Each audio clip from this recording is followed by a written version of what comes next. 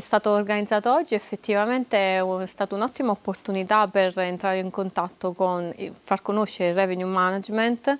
alla destinazione della Barbagia. Devo dire che c'è stata molta partecipazione attiva, questo è fondamentale, durante questa prima giornata, dove ci siamo confrontati su temi importantissimi. Prima di tutto l'importanza di avere una destinazione che conosca a fondo il proprio mercato affinché si possano migliorare sempre di più i risultati finali, sia in termini di fatturato ovviamente, ma dobbiamo dare anche un occhio attento al risultato relativo al rapporto con il cliente e le sfide che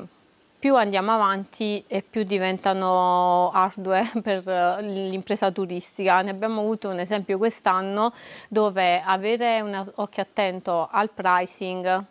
alla tipologia di mercato e a come le variabili internazionali influiscono anche sul turismo locale era fondamentale per mantenere saldi le redini della propria azienda. Oggi abbiamo affrontato a livello tecnico il revenue management e l'importanza degli strumenti tecnici e anche dell'analisi della destinazione in termini di pricing e in termini di segmentazione di mercato e in termini di dinamicità tariffaria. Ovviamente la cosa che ha fatto molto piacere a me personalmente come relatore è stato l'intenso scambio avvenuto con i partecipanti, segnale che hanno colto appieno la sfida del cambiamento e che si impegneranno a portarla avanti. Dal punto di vista invece dei cambiamenti da fare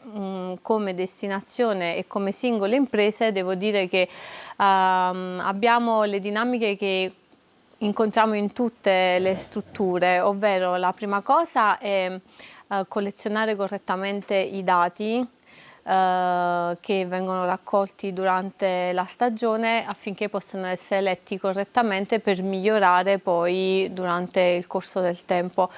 La corretta analisi dei dati è veramente un aspetto importantissimo da abbinare a una mentalità revenue oriented che ci permetta di crescere sempre di più.